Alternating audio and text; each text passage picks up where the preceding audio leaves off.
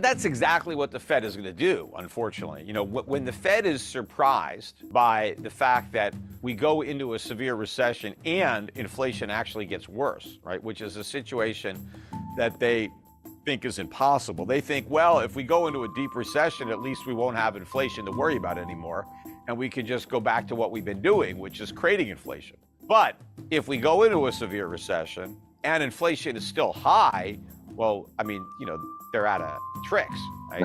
But I think that despite that, when push comes to shove, the Fed is going to pick the poison that it thinks is the least toxic, right? And it's going to say, you know what? Inflation is bad, but a financial crisis and a depression is worse. So we're just going to have more inflation. We're just not going to get back down to 2%, maybe 3 or 4%, whatever they're going to say. But hey, we're never going to get to 2 because the cost of getting there is too high. So we're just going to have to get used to living in a world with higher inflation because it's better than the alternative. Now, it's not better than the alternative. It's way worse. But the Fed and the government won't know that. And even if they do know that, all they really care about is the short run.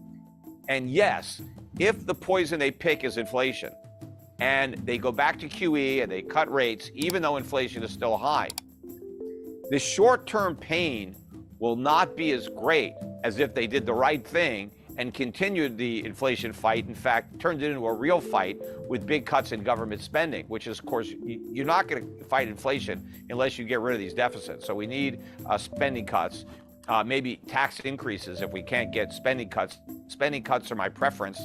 Tax increases would be the next choice, and not on the rich. Unfortunately, that's not going to work. So you got to raise taxes on the middle class and the working poor. So I'd rather cut spending to do that. But the inflation tax hits the poor harder than a sales tax would. When the politicians have to decide pain now or pain later, well, that's a no-brainer for the politicians. It's pain later, because later I might not be in office anymore. In fact, if we have pain now, I won't be in office because I'm going to lose the next election.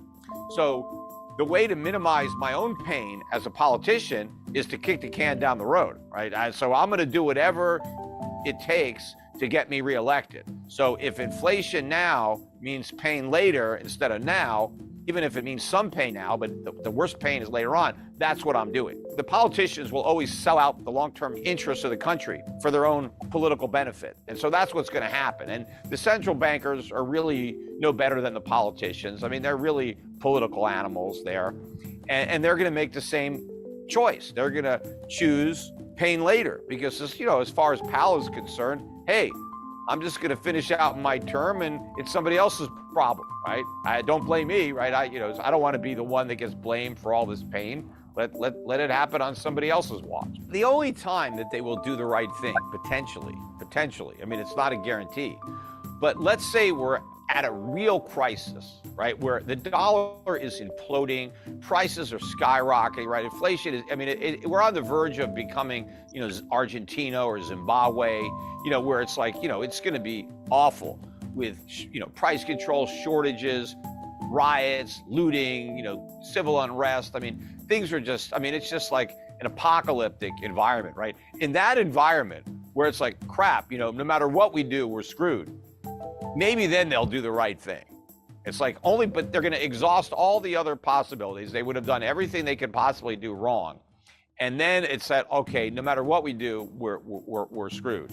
Maybe then they'll do the right thing, assuming they understand what the right thing is. I'll be there to tell them, but the question is, will they listen? It's going to lead me into the next question here is like, what is it that they are going to do for this next issue, or what is it that they are planning on doing to create like the monetary stimulus or whatever that's coming? Central bank digital currencies. What's going on here? This seems to be pushed worldwide and almost guaranteed to be coming. Yeah, but that's more an element of government control than monetary policy, although it may make it easier for governments to inflate the money supply and to try to target their so-called stimulus. Because, sometimes they get frustrated. They send people stimulus checks and they don't necessarily spend the money. Oh my God, maybe they save it. And so what they could do is say, hey, instead of stimulus checks, we're going to give you some digital money with an expiration date.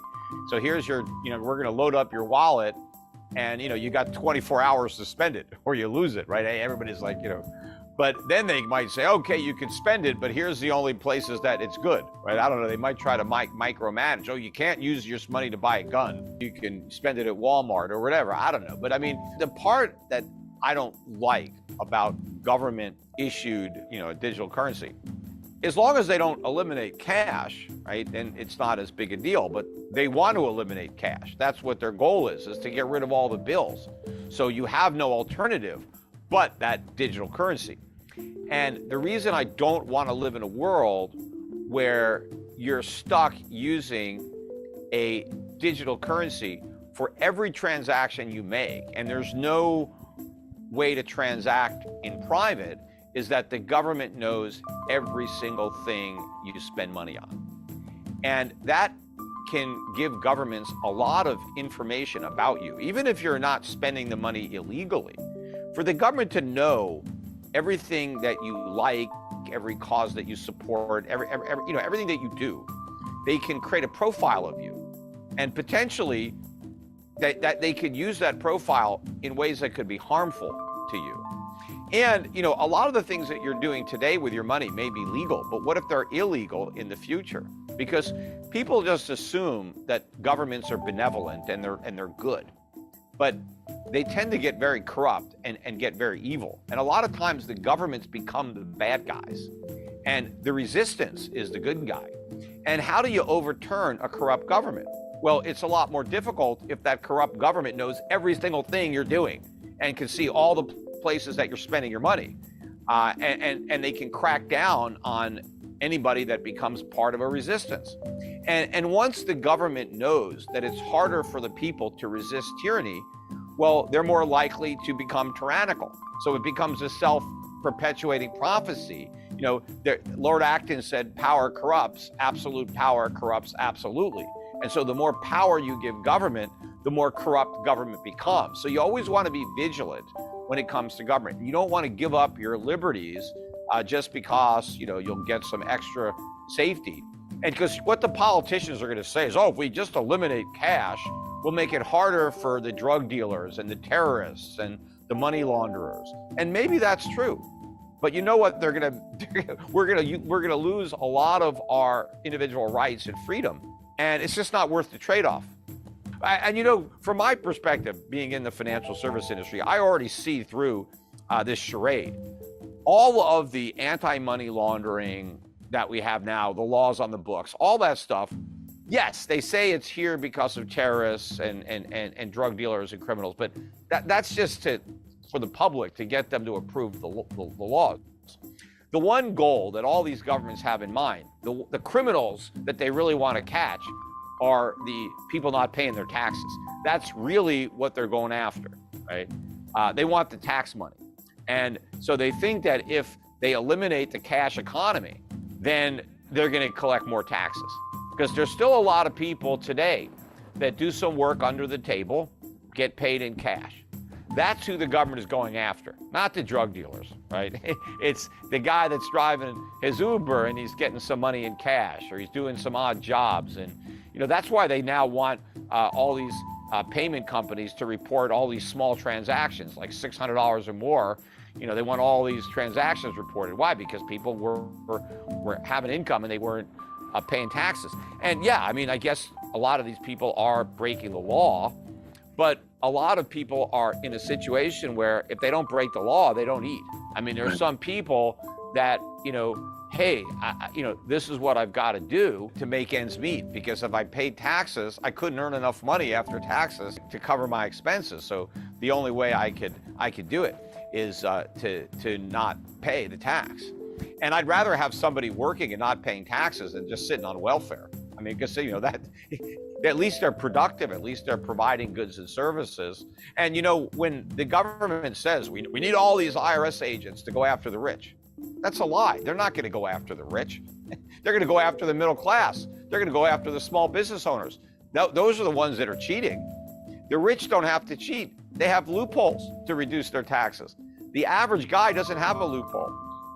So his loophole is, I'm going to make some money on the side and I'm not going to report it, right? Or I'm going to exaggerate some of my deductions. But, you know, the minute you eliminate cash, they crack down on the underground economy.